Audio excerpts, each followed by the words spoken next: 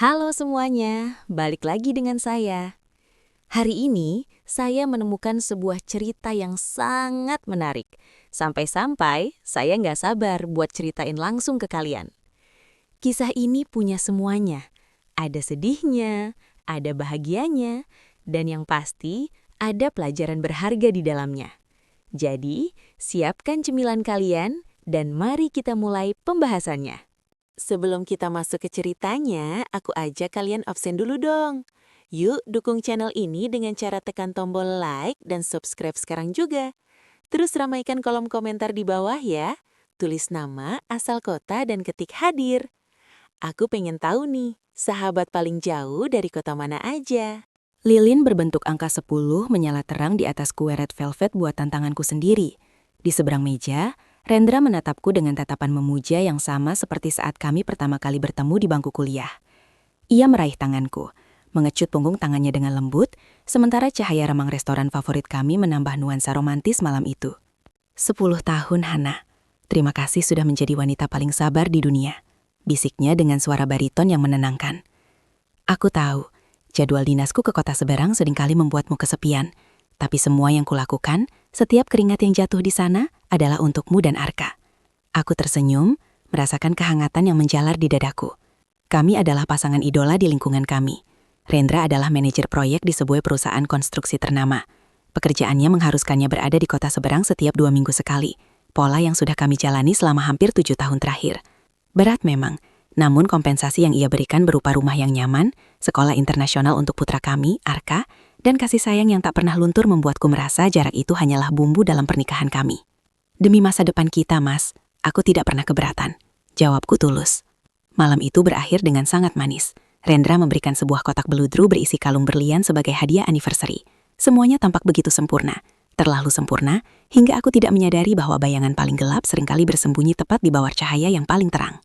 Keesokan paginya, suasana sibuk menyelimuti rumah. Rendra harus mengejar penerbangan paling pagi ke kota Seberang. Di tengah hiruk-pikuk mencari dasi dan memeriksa berkas, ia terburu-buru pergi karena taksi sudah menunggu di depan pagar.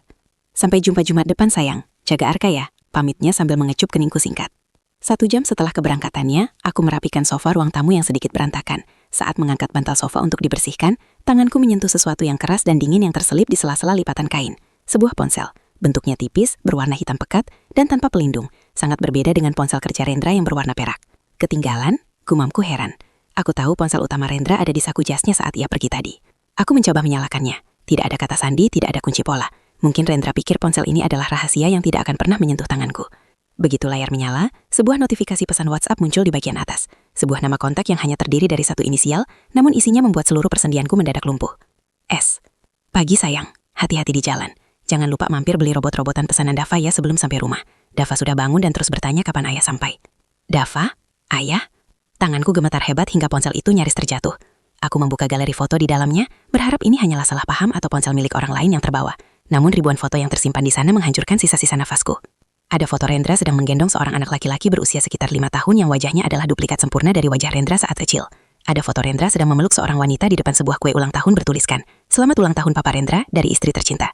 Dan yang paling menyakitkan, ada sebuah foto sertifikat kelahiran anak atas nama Dava Dirgantara, dengan nama ayah, Rendra Dirgantara.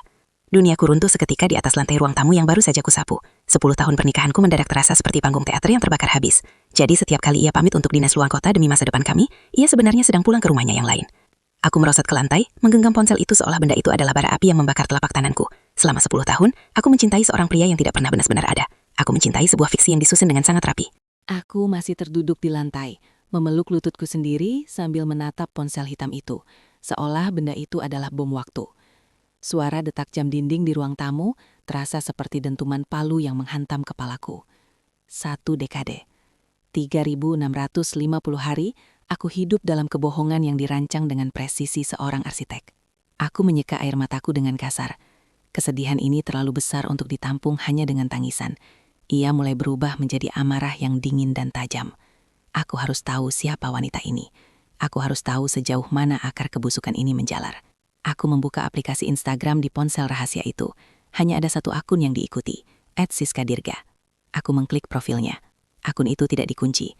Foto profilnya memperlihatkan seorang wanita cantik dengan senyum cerah, mengenakan hijab sutra, merangkul Rendra di sebuah taman bunga. Bio profilnya tertulis, proud mom of Dava, blessed wife of RD, living my best life di Kota B. Aku menggulir unggahannya ke bawah. Jariku gemetar saat melihat tanggal-tanggal penting yang diunggah di sana. 5 Mei 2021, foto perayaan ulang tahun Dava yang pertama.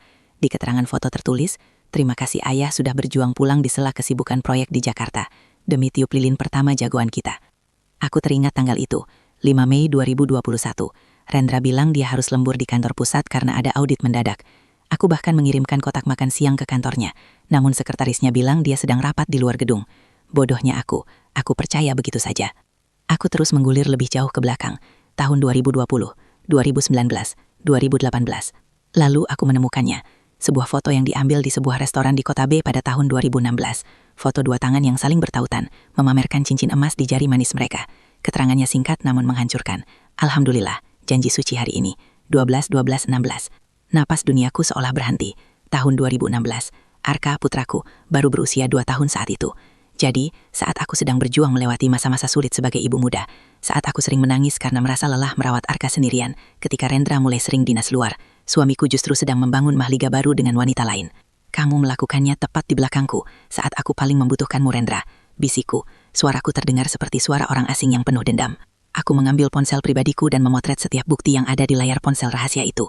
Foto pernikahan mereka, akta kelahiran Dava, momen-momen liburan mereka ke Bali. Yang anehnya bertepatan dengan waktu Rendra bilang dia ada konferensi di Singapura. Tiba-tiba ponsel hitam itu bergetar. Sebuah panggilan masuk. Nama layarnya, istriku Siska. Jantungku berdegup kencang. Aku menatap layar itu dengan benci yang meluap-luap. Ingin rasanya aku mengangkatnya, meneriakinya, dan menghancurkan dunianya saat ini juga. Namun akal sehatku menahannya. Jika aku mengangkatnya sekarang, Rendra akan segera tahu bahwa rahasianya terbongkar. Dia akan punya waktu untuk menghapus jejak, memindahkan aset, atau menyusun skenario baru. Aku membiarkan panggilan itu mati. Beberapa detik kemudian sebuah pesan masuk. Siska, sayang, kok tidak diangkat? Sudah di pesawat ya? Kabari kalau sudah mendarat di Kota B ya. Aku sudah masak rendang kesukaanmu. Rendang, masakan kesukaannya juga di rumah ini. Aku meletakkan ponsel itu kembali ke sela sofa, persis di posisi asalnya. Aku harus bersikap normal. Aku harus menjadi aktris yang lebih hebat darinya. Aku akan membiarkan dia pergi ke rumah itu, ke keluarga itu, tanpa tahu bahwa di sini, di Jakarta, istrinya baru saja membuka pintu neraka untuknya. Aku menatap foto Arka yang terpajang di dinding. Arka tidak boleh kehilangan masa depannya karena keserakahan ayahnya. Aku tidak akan menangis lagi.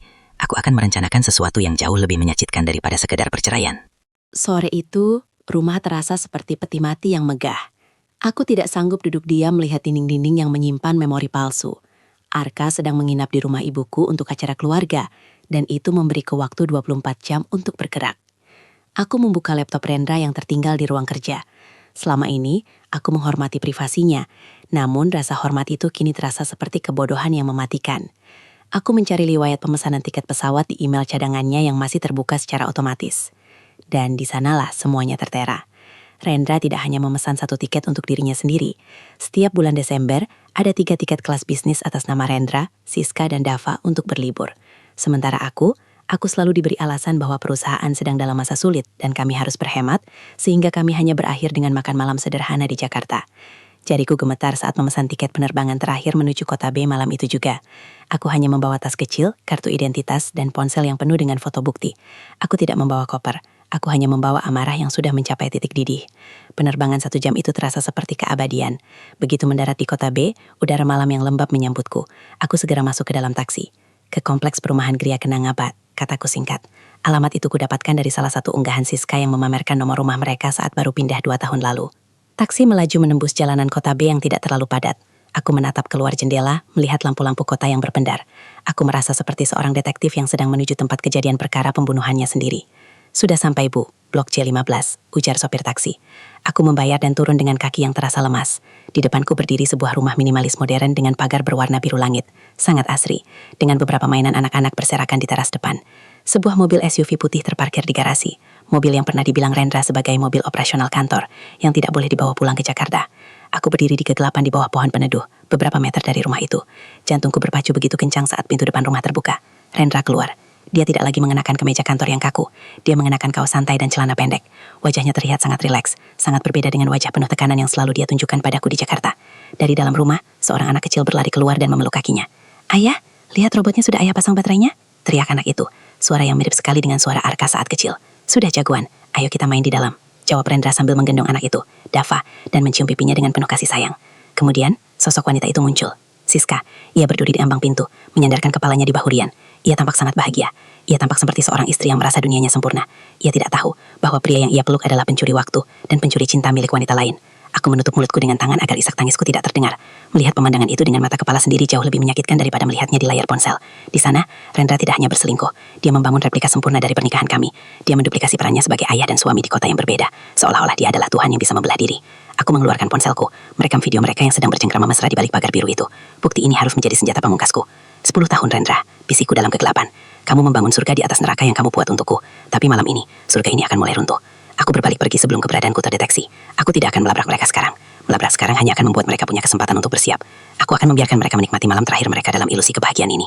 Aku menghabiskan sisa malam itu di sebuah hotel kecil tak jauh dari bandara.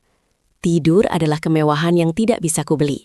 Setiap kali aku memejamkan mata, bayangan Rendra menggendong Dava di depan rumah berpagar biru itu menghantamku seperti godam. Pagi harinya, aku kembali ke area perumahan itu. Bukan untuk melabrak, melainkan untuk mencari potongan puzzle yang hilang. Bagaimana dia bisa melakukannya? Bagaimana seorang pria bisa menikahi 2 kali secara resmi tanpa terdeteksi oleh sistem negara? Aku mendatangi kantor kelurahan setempat, berpura-pura sebagai petugas survei asuransi yang sedang memverifikasi data keluarga. Dengan sedikit keramahan dan alasan mengenai pembaruan data polis, petugas di sana mengizinkanku melihat catatan domisili sementara. Mataku menyipit saat melihat kolom nama kepala keluarga di alamat blok C15. Rian Dirgantoro. Namanya bukan Rendra Dirgantara. Dia mengubah 1 huruf di nama depan dan 1 huruf di nama belakangnya. Perbedaan kecil yang cukup untuk mengecoh telinga, namun cukup vital untuk menciptakan identitas hukum yang baru. Boleh saya lihat fotokopi KTP-nya, Pak? Untuk memastikan tidak ada kesalahan penulisan gelar, tanyaku dengan suara setenang mungkin. Petugas itu menunjukkan salinan dokumen yang tersimpan di map. Aku memotretnya dengan cepat. Di sana, wajah suamiku terpampang jelas, namun dengan nomor induk kependudukan, NIK, yang berbeda. Status perkawinan, belum kawin. Tanggal lahirnya digeser 2 tahun lebih muda. Dia memalsukan identitas. Dia melakukan kejahatan federal demi melegalkan pengkhianatannya. Dan ini foto buku nikahnya, Bu, kalau memang diperlukan untuk klaim asuransi. Tambah petugas itu sambil menunjukkan pindaian buku nikah berwarna coklat. Di sana tertera tanggal pernikahan, 12 Desember 2016. Tempat, Kantor Urusan Agama, KUA, Kecamatan Kota B. Aku keluar dari kantor kelurahan dengan lutut lemas. Rendra bukan sekedar selingkuh, dia adalah seorang kriminal. Dia telah merencanakan ini dengan sangat rapi, mungkin dengan bantuan oknum atau jasa pemalsuan dokumen profesional. 10 tahun aku tidur di samping seorang pria yang identitasnya bisa ia ganti semudah mengganti pakaian. Rasa mual menyergapku. Jika dia bisa memalsukan identitasnya, apalagi yang dia palsukan? Apakah perusahaan logistik tempatnya bekerja itu benar-benar ada? Ataukah itu juga bagian dari skenario besarnya untuk melegalkan uang yang ia kumpulkan? Aku segera menuju ke alamat KUA yang tertera di buku nikah itu. Aku harus tahu siapa saksi pernikahannya. Aku harus tahu siapa yang membantunya membangun fondasi kebohongan ini. Saat aku sampai di sana dan mulai bertanya-tanya dengan alasan urusan keluarga, seorang petugas administrasi tua mengenali foto Rendra yang kutunjukkan. Oh, Pak Rian. Iya, saya ingat. Pernikahannya cukup meriah dulu. Kalau tidak salah, saksi dari pihak laki-laki adalah kakaknya sendiri, ujar petugas itu. Kakaknya? Jantungku berdegup kencang. Rendra adalah anak tunggal. Orang tuanya sudah meninggal 5 tahun lalu. Siapa namanya? Bentar, di sini tertulis Tio Ardiansyah. Tio, nama itu menghantamku. Tio adalah sahabat karib Rendra sejak SMA. Pria yang sering datang ke rumah kami di Jakarta untuk makan malam. Pria yang selalu berkata, "Hana, kamu beruntung punya suami setia seperti Rendra." Duniaku runtuh untuk kedua kalinya. Pengkhianatan ini tidak dilakukan Rendra sendirian. Orang-orang di lingkaran terdekatku, orang-orang yang kuanggap keluarga, semuanya ikut menonton pertunjukan ini sambil menertawakanku di belakang punggungku. Mereka semua adalah komplotan yang menjaga rahasia ini tetap rapat selama bertahun-tahun. Aku berdiri di trotoar jalanan Kota B yang terik, menggenggam ponselku erat-erat. Amarahku kini tidak lagi membara. Ia telah membeku menjadi rencana yang dingin. Kalian pikir kalian bisa bermain-main dengan hidupku, bisikku pada angin. Mari kita lihat siapa yang akan tetap berdiri saat semua topeng ini kulepas paksa. Aku kembali ke hotel, memesan tiket pulang ke Jakarta. Aku punya cukup bukti untuk menghancurkan hidup Rendra, Tio, dan siapapun yang terlibat. Tapi sebelum itu, aku punya satu perhentian terakhir. Aku harus bertemu dengan wanita bernama Siska itu tanpa ada Rendra di antara kami. Aku ingin tahu, apakah dia adalah komplotan atau hanya korban lain yang sedang terlelap dalam mimpi yang sama denganku. Aku menunggu di dalam taksi yang terparkir agak jauh dari rumah berpagar biru itu. Pukul 8.30 pagi, mobil SUV putih itu keluar dari garasi. Aku melihat Rendra di balik kemudi. Mungkin dia pergi ke kantor cabang fiktifnya atau sekadar mengurus urusan lain. Inilah kesempatanku. Aku turun dari taksi dan berjalan perlahan menuju pagar biru itu. Tanganku gemetar, tapi bukan karena takut. Ini adalah getaran kemarahan yang tertahan. Aku menekan bel. Pintu terbuka. Siska muncul dengan pakaian rumah yang rapi, wajahnya tampak segar dan bahagia. Begitu melihatku, dahinya berkerut. Ia tidak mengenalku, tentu saja. Baginya, aku hanyalah orang asing. "Ya, cari siapa, Bu?" tanyanya sopan. "Siska," suaraku terdengar lebih tenang dari yang kukira. "Iya, saya sendiri. Ada yang bisa dibantu?" Aku menatap matanya dalam-dalam. "Namaku Hana, aku datang dari Jakarta. Aku ingin bicara soal suamimu. Atau haruskah kusebut suamiku?" Wajah Siska memucat seketika. Senyumnya luruh. Maksud ibu apa? "Boleh aku masuk? Atau kamu lebih suka tetanggamu mendengar apa yang akan kukatakan?" Siska ragu sejenak, matanya bergerak gelisah. Namun akhirnya ia membukakan pagar. Kami duduk di teras depan, di antara mainan robot-robotan milik Dava. Suasana sangat sunyi, hanya ada suara kicauan burung yang mendadak terasa menyiksa. Aku mengeluarkan ponselku dan menunjukkan sebuah foto. Bukan foto bukti perselingkuhan, melainkan foto pernikahan kami 10 tahun lalu. Foto di mana aku dan Rendra mengenakan pakaian adat, tersenyum bahagia di depan pelaminan. "Ini Rendra Dirgantara, kami menikah 10 tahun lalu di Jakarta," kataku datar. "Dan ini putra kami, Arka. Dia sekarang berusia 8 tahun. Siska menutup mulutnya dengan tangan. Matanya mulai berkaca-kaca. "Tidak, ini tidak mungkin. Ini Rian Dirgantoro. Dia seorang pelaut. Dia sering berlayar. Itu sebabnya dia hanya pulang 2 minggu sekali ke sini." Aku tertawa getir. "Pelaut? Itu skenario yang dia berikan padamu?" "Rendra bukan pelaut, Siska. Dia manajer proyek di Jakarta. Dan berlayar yang dia maksud adalah pulang ke rumah kami, tidur di tempat tidurku, dan mengantar anakku sekolah." Siska mulai terisak. "Tapi, kami punya buku nikah. Dia bilang dia yatim piatu, tidak punya keluarga selain Tio. Tio yang jadi saksi kami. Dia bilang dia tidak pernah menikah sebelumnya." "Tio adalah sahabatnya yang berkhianat pada keluargaku," potongku. Aku menunjukkan pindaian akta kelahiran Arka dan kartu keluarga kami yang asli. "Lihat nik-nya, lihat namanya. Dia memalsukan identitas untuk menikahimu, Siska. Dia melakukan bigami." Siska merosot dari kursi, terduduk di lantai teras sambil menangis sesenggukan. "Dava, bagaimana dengan Dava? Dia sangat memuja ayahnya. Kami baru saja merencanakan liburan akhir tahun." Melihat Siska yang hancur, sebagian dariku ingin merasa puas, namun sebagian lagi merasa mual. Siska bukan komplotan. Dia adalah korban yang sama malangnya denganku. Dia telah ditipu selama bertahun-tahun, membangun hidup di atas pondasi yang seluruhnya adalah palsu. "Dia bukan hanya membohongi kita soal perasaan, Siska," kataku sambil membantunya berdiri.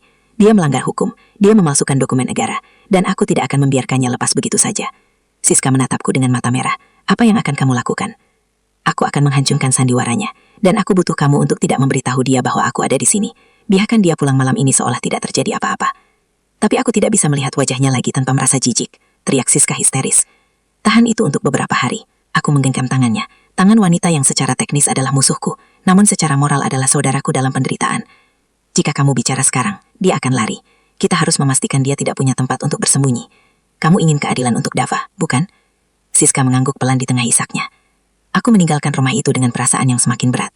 Sekarang aku tahu, Rendra tidak hanya mengkhianati satu wanita, tapi 2 keluarga. Dia membagi hidupnya dengan kebohongan yang begitu rapi, sehingga 2 wanita bisa hidup dalam kegelapan selama bertahun-tahun. Langkah selanjutnya adalah Jakarta. Aku harus memeriksa keuangan. Jika dia punya 2 keluarga, dari mana semua uang itu berasal? Aku mendarat di Jakarta saat senja mulai melarutkan warna langit menjadi abu-abu pekat. Begitu sampai di rumah, suasana sunyi menyambutku. Rendra mesti di Kota B, mengira aku sedang asyik dengan urusan keluarga di rumah ibuku. Namun, rumah ini tidak lagi terasa seperti rumah. Setiap sudutnya berteriak tentang pengkhianatan. Aku langsung menuju ruang kerja Rendra. Kali ini, aku tidak hanya membuka laptopnya, tapi aku membongkar laci bawah meja yang selalu terkunci rapat. Dengan menggunakan obeng kecil dan amarah yang tersisa, aku berhasil mencongkelnya. Di dalamnya, aku menemukan sebuah buku tabungan atas nama Rian Dirgantoro dan beberapa laporan mutasi rekening yang dicetak secara mandiri. Aku duduk di kursi kerjanya, menyalakan lampu meja, dan mulai membandingkan data itu dengan rekening bersama kami. Jariku menelusuri angka-angka itu dengan teliti, dan setiap baris yang kubaca membuat napas dan asaku semakin sesak. "Binatang kau, Rendra," bisikku pedih.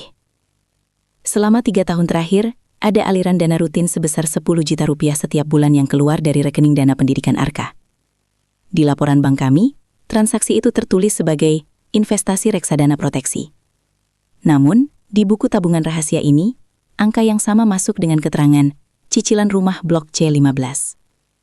Dia tidak hanya membagi cintanya, dia mencuri masa depan anak kandungnya sendiri untuk membangun istana bagi keluarga barunya. Aku menemukan lebih banyak lagi. Uang bonus tahunan dari kantornya yang dia bilang dipotong karena performa perusahaan menurun, ternyata dialirkan sepenuhnya untuk membeli mobil SUV putih yang kulihat di garasi Siska. Bahkan, perhiasan berlian yang dia berikan padaku saat ulang tahun pernikahan ke-10 kemarin, nilainya hanya 1/5 dari uang yang dia transfer ke rekening Siska pada minggu yang sama untuk biaya renovasi dapur. Rendra bukan hanya seorang bigamis, dia adalah seorang parasit finansial. Dia mengelola keuangan dua keluarga dengan memeras hak salah satunya untuk menghidupi yang lain. Tiba-tiba, suara notifikasi masuk ke ponsel pribadiku. Pesan dari Rendra. Rendra, sayang, aku baru selesai rapat besar. Kangen sekali sama kamu dan Arka. Besok sore aku pulang lebih cepat ya, kita makan di luar. Love you. Aku menatap pesan itu dengan rasa mual yang meluap. Bagaimana mungkin seseorang bisa menulis kata love you dengan tangan yang sama yang baru saja mentransfer uang curian dari tabungan anaknya? Aku segera mengambil ponselku dan menghubungi seorang teman lama dari masa kuliah yang kini menjadi pengacara spesialis hukum keluarga dan pidana, Faisal. Faisal, aku butuh bantuanmu. Bukan hanya soal perceraian, kataku tanpa basa-basi saat ia mengangkat telepon. Aku butuh kamu memproses laporan pidana, pemalsuan dokumen negara, penipuan identitas, dan penggelapan dana keluarga. Hana, ada apa? Pelan-pelan, suara Faisal terdengar cemas. Aku punya bukti buku nikah ganda, dengan nama palsu, KTP palsu, dan aliran dana pendidikan anakku yang dia curi. Aku menarik napas panjang, mencoba menahan tangis. Dia sedang di kota B sekarang, di rumah istri keduanya. Dia akan pulang besok sore. Jangan lakukan konfrontasi sendirian, Hana. Itu berbahaya. Peringat Faisal. Aku tidak akan melakukannya sendiri, Sal. Aku ingin kamu menyiapkan berkas laporannya malam ini. Aku ingin dia dijemput oleh kenyataan begitu dia melangkahi pintu rumah ini besok. Malam itu, aku tidak tidur. Aku mencetak semua mutasi rekening, memotret buku tabungan rahasia itu, dan menyusunnya dalam satu map merah. Map itu akan menjadi hidangan pembuka untuk kepulangannya. Aku menatap foto Arka yang sedang tertidur pulas di ponselku. Maafkan ibu, nak. Ayahmu telah mencuri darimu. Tapi ibu akan memastikan dia mengembalikan semuanya. Bahkan jika itu berarti dia harus mendekam di balik jeruji besi. Pukul 4 sore, suara mesin mobil Rendra terdengar memasuki garasi. Aku duduk di meja makan, tempat yang sama di mana kami merayakan ulang tahun pernikahan 10 tahun kami beberapa hari lalu. Di depanku, sebuah map merah tergeletak dengan tenang, menyembunyikan badai di dalamnya. Rendra masuk dengan wajah ceria. Ia membawa kantong plastik besar berisi oleh-oleh khas kota seberang dan sebuah boneka robot terbaru untuk Arka. Sayang, aku pulang, serunya sambil berjalan menuju dapur. Ia menghampiriku dan hendak mengecup keningku seperti biasa. Aku sedikit menggeser kepalaku, membuatnya mencium udara kosong. Rendra menghentikan gerakannya, dahinya berkerut. Ada apa, Han? Kamu sakit? Arka di mana? Arka masih di rumah ibuku. Aku memintanya menginap semalam lagi, kataku datar. Mataku menatap lurus ke arahnya. Dava suka tidak dengan robot-robotan yang kamu belikan kemarin. Hening seketika. Hanya ada suara detik jam dan desis pendingin ruangan. Wajah Rendra yang tadinya cerah berubah menjadi pucat pasi dalam hitungan detik. Senyumnya membeku, lalu perlahan luruh. Kantong oleh-oleh yang ia pegang terjatuh ke lantai. Han, kamu bicara apa? Suaranya bergetar, mencoba tertawa hambar. Dava siapa? Dava Dirgantara, putra keduamu dari Siska. Aku membuka map merah itu dan mengeluarkan foto pernikahan mereka di kota B. Atau aku harus memanggil Murian Dirgantoro. Mana yang lebih nyaman bagimu, Mas? Rendra mundur selangkah, tangannya memegang pinggiran meja untuk menahan tubuhnya yang goyah. Hana, aku bisa jelaskan. Itu tidak seperti yang kamu bayangkan. Tidak seperti yang kubayangkan. Aku berdiri. Suaraku mulai meninggi namun tetap terkontrol. Aku membayangkan suamiku bekerja keras di kota seberang. Ternyata dia sedang bermain peran sebagai pelaut di rumah berpagar biru. Aku membayangkan suamiku menabung untuk kuliah Arka. Ternyata dia mencuri uang itu untuk membayar cicilan rumah wanita lain. Aku melempar hasil print out mutasi rekening ke atas meja. Kertas-kertas itu berserakan, memperlihatkan angka-angka pengkhianatannya. Kamu mencuri dari anakmu sendiri, Rendra. 10 tahun aku percaya padamu tanpa satupun kecurigaan.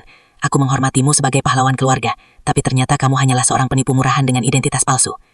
Rendra tiba-tiba berlutut di depanku. Ia mencoba memegang kakiku, namun aku menghindar dengan jijik. Hana, maafkan aku. Aku hilaf. Waktu itu aku kesepian di sana. Dan Siska tidak tahu apa-apa. Jangan salahkan dia. Aku hanya ingin memiliki keluarga yang utuh di sana, karena aku terlalu merindukanmu. Merindukanku dengan cara menikahi wanita lain, aku tertawa sinis. Air mata kemarahan akhirnya jatuh.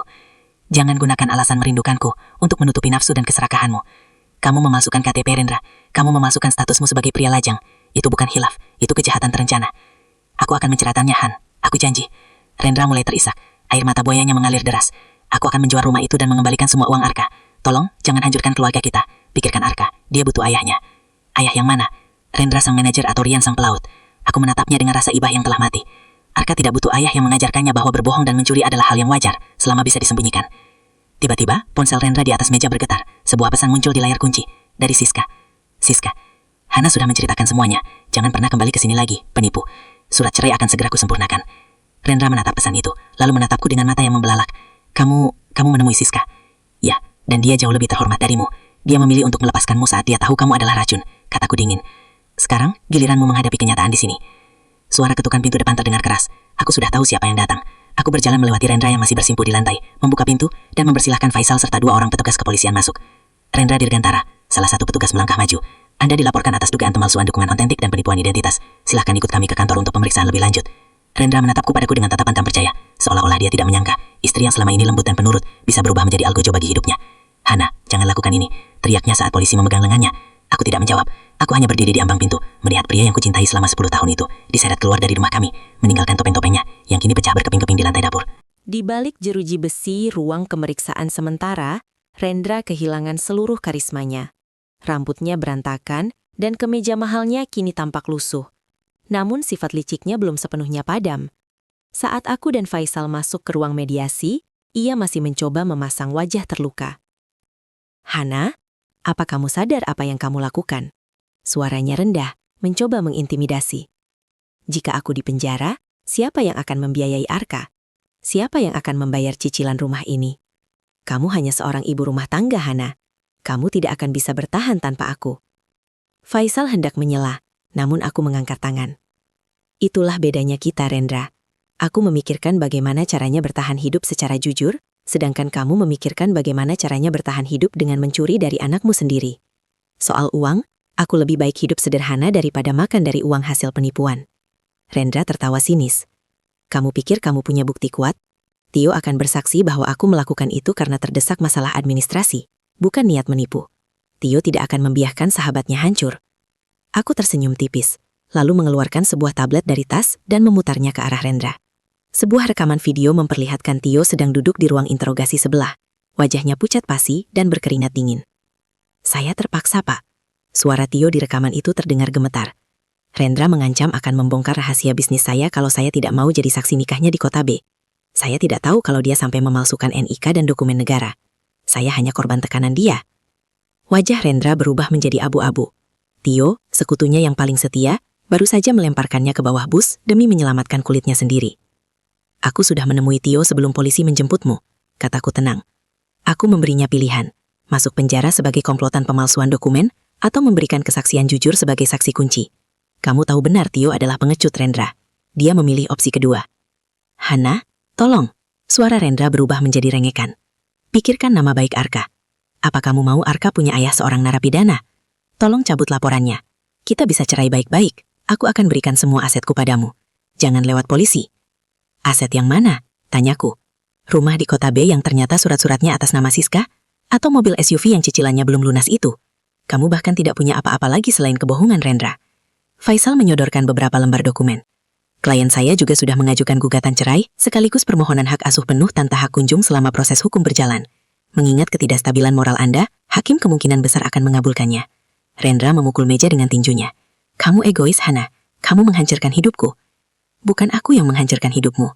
Aku berdiri, menatapnya untuk terakhir kali dengan rasa benci yang kini telah mendingin menjadi ketidakpedulian. Aku berbalik pergi. Di koridor kantor polisi, aku menghirup napas panjang. Rasanya seperti baru saja keluar dari ruangan yang penuh asap beracun selama 10 tahun. Namun perjalananku belum selesai. Masih ada satu babak lagi. Memberitahu Arka tentang ayahnya. Dan yang lebih berat, menghadapi Siska untuk urusan aset yang telah dicuri Rendra dari tabungan masa depan putraku. 2 minggu setelah penahanan Rendra, aku kembali ke Kota B. Kali ini, kedatanganku bukan lagi sebagai seorang detektif amatir yang terluka, melainkan sebagai seorang wanita yang sedang memunguti puing-puing hidupnya. Aku bertemu Siska di sebuah kafe kecil yang tenang. Dia tampak jauh lebih kurus. Lingkaran hitam di bawah matanya menceritakan penderitaan yang sama dengan yang kurasakan. Di atas meja, kami meletakkan dokumen-dokumen yang menjadi bukti kerakusan pria yang sama. Aku sudah menjual mobil itu. Suara Siska bergetar saat ia menyodorkan sebuah amplop coklat tebal. Itu uang hasil penjualannya. Aku juga sudah mengajukan pembatalan pernikahan ke pengadilan agama di sini. Karena identitasnya palsu, pernikahanku dianggap tidak pernah ada secara hukum. Aku menatap amplop itu. Siska, aku tidak berniat mengambil semua milikmu. Kamu juga punya anak yang harus dibiayai. Siska menggeleng pelan, air mata menetes di pipinya. Uang ini bukan milikku, Hana. Aku tahu sekarang, uang muta mobil ini diambil dari dana pendidikan Arka. Aku tidak mau Dava tumbuh besar dari hasil curian milik saudaranya sendiri. Aku akan pindah ke rumah orang tuaku di desa. Rumah pagar biru itu biarlah disita bank atau dijual. Aku tidak sanggup tinggal di sana lagi. Kami duduk dalam keheningan yang panjang. Dua wanita yang tadinya berdiri di dua sisi yang berseberangan, kini disatukan oleh kehancuran yang diciptakan oleh orang yang paling kami percayai. Bagaimana dengan Arka? Tanya Siska lirih. Dia masih berpikir ayahnya sedang dinas sangat lama di tempat yang tidak ada sinyal. Jawabku perih. Aku belum sanggup menghancurkan dunianya sekarang. Tapi aku sudah menyiapkan tabungan ini kembali untuknya. Terima kasih, Siska. Kembali ke Jakarta, proses hukum Rendra berjalan lebih cepat dari yang kubayangkan. Kasusnya menjadi perhatian karena melibatkan pemalsuan dokumen negara yang sistematis. Rendra didakwa dengan pasal berlapis, pemalsuan identitas, bigami, dan penggelapan dana. Sidang pertama adalah momen yang paling menguras emosi. Untuk pertama kalinya, aku melihat Rendra mengenakan rompi tahanan berwarna oranye. Tidak ada lagi setelan jas mahal atau aroma parfum mewah. Ia tampak kecil, rapuh, dan menyedihkan. Tio, sang sahabat pengkhianat, duduk di kursi saksi dengan kepala tertunduk. Ia menceritakan setiap detail bagaimana Rendra membayar orang untuk membuat KTP palsu, dan bagaimana mereka merayakan kesuksesan memiliki dua istri dalam sebuah pesta pribadi. Saat jaksa membacakan daftar kerugian finansial yang kuderita, Rendra hanya bisa menatap lantai. Ia tidak berani menoleh ke arah bangku penonton, di mana aku duduk dengan tangan terkepal. Terdakwa secara sadar dan sengaja menciptakan identitas Rian Dirgantoro untuk mengelabui institusi pernikahan dan melakukan penipuan terhadap dua orang wanita demi kepentingan pribadi, ucap jaksa penuntut umum dengan lantang. Di akhir persidangan hari itu, saat petugas hendak membawanya kembali ke sel, Rendra sempat menoleh padaku. Bibirnya bergerak tanpa suara, seolah ingin mengucapkan kata maaf. Aku hanya menatapnya dengan tatapan kosong. Maaf tidak akan mengembalikan 10 tahun hidupku yang hilang. Maaf tidak akan menghapus trauma di wajah Arka suatu hari nanti saat dia tahu kebenarannya. Maaf adalah kata yang terlalu murah untuk harga pengkhianatannya. Dua kerajaan yang ia bangun dengan penuh tipu daya kini telah runtuh sepenuhnya. Yang tersisa hanyalah puing-puing hukum dan dua orang ibu yang berjuang untuk bangkit dari abu kehancuran. 3 bulan kemudian, vonis dijatuhkan. Rendra dijatuhi hukuman 5 tahun penjara. Angka itu mungkin tidak sebanding dengan 10 tahun kebohongan yang ia rajut. Namun bagiku, hukuman yang sebenarnya bukan berada di balik jeruji besi, melainkan kenyataan bahwa ia telah kehilangan seluruh dunianya. Ia kini bukan siapa-siapa, bukan manajer sukses, bukan ayah yang dibanggakan, dan bukan lagi suami bagi siapapun. Hari itu, aku membawa Arka ke sebuah taman kota. Angin sore berhembus pelan, menerbangkan helai rambut putraku yang semakin mirip denganku, tegas dan tenang. Aku tahu saatnya telah tiba. Aku tidak bisa terus membiarkannya hidup dalam fiksi dinas luar kota yang tidak pernah berakhir. Arka, panggilku lembut. Iya, Bu. Arka menatapku dengan mata bulatnya yang polos. Ayah tidak akan pulang untuk waktu yang sangat lama. Ayah melakukan kesalahan besar, sayang. Kesalahan yang membuatnya harus tinggal di tempat khusus untuk belajar menjadi orang yang lebih baik. Arka terdiam. Ia menatap mainan di tangannya, lalu menatapku. Kesalahan seperti apa, Bu? Apa ayah jahat? Aku memeluknya erat. Ayah tidak jujur pada kita. Dan di rumah ini, kita sepakat kalau kejujuran adalah hal yang paling berharga, kan? Ibu ingin Arka tahu, apapun yang dilakukan ayah, itu bukan karena Arka. Arka adalah kebanggaan ibu, dan kita akan baik-baik saja. Berdua. Arka tidak menangis seketika. Ia hanya memelukku lebih kencang. Selama ada ibu, aku tidak takut. 1 tahun berlalu. Rumah lama kami sudah kujual. Terlalu banyak hantu di sana. Kini aku tinggal di sebuah apartemen yang lebih kecil, namun penuh dengan cahaya matahari. Aku kembali bekerja sebagai manajer operasional di sebuah perusahaan logistik, perusahaan saingan Rendra dulu. Ternyata, kemampuan yang selama 10 tahun kugunakan untuk mengelola rumah tangga dan mendukung karya Rendra adalah aset yang luar biasa di dunia kerja. Aku tidak lagi mengandalkan uang saku dari pria manapun. Setiap rupiah yang masuk ke rekeningku adalah hasil keringatku sendiri. Dana pendidikan Arka sudah kembali utuh, ditambah dengan asuransi yang kupastikan aman dari jangkauan siapapun. Suatu pagi, aku menerima surat dari penjara. Itu dari Rendra. Ia menuliskan tentang penyesalan, tentang kerinduan, dan permohonan agar aku membawakannya foto Arka. Aku membaca surat itu tanpa getaran di dada. Tidak ada kebencian yang meledak-ledak, tidak juga ada belas kasihan. Aku hanya melipat surat itu dan memasukkannya ke dalam mesin penghancur kertas. Aku tidak ingin menyimpan dendam, karena dendam adalah rantai yang masih menghubungkanku dengannya. Aku memilih untuk putus sama sekali. Di meja kerjaku, ada sebuah foto kecil yang dikirimkan Siska lewat pesan singkat bulan lalu. Dava tampak bersekolah di desa, tersenyum lebar mengenakan seragam merah putih. Siska kini memiliki usaha catering kecil-kecilan. Kami tidak menjadi sahabat karib, namun kami memiliki rasa hormat satu sama lain sebagai sesama penyintas. Kami adalah dua orang wanita yang pernah tertipu oleh janji suci di atas kebohongan, namun memilih untuk tidak hancur bersamanya. Malam ini, aku memandang bintang dari balkon apartemenku. Aku teringat kalung berlian hadiah anniversary ke-10 yang dulu kupikir adalah simbol cinta. Aku sudah menjualnya dan menyumbangkan uangnya ke panti asuhan anak-anak yang diterlantarkan. Aku menyadari satu hal, kebahagiaan tidak butuh panggung yang megah atau pengakuan dari orang lain. Kebahagiaan adalah saat kita bisa menatap cermin dan tahu bahwa kita berdiri di atas kaki sendiri, tanpa ada satupun kebohongan yang menyangga punggung kita. Aku Hana, aku pernah hancur, namun aku memilih untuk membangun diriku kembali dengan bahan-bahan yang jauh lebih kuat dari sekadar janji manis seorang pria. Oke, itu dia pembahasan kita hari ini. Gimana? Cukup bikin geleng-geleng kepala, kan? Saya harap kalian dapat sesuatu dari video ini, atau minimal bisa nemenin waktu luang kalian. Jangan lupa subscribe kalau kalian nggak mau ketinggalan cerita-cerita menarik berikutnya yang bakal saya bahas. Makasih udah mampir di channel ini. Sampai jumpa lagi di video berikutnya.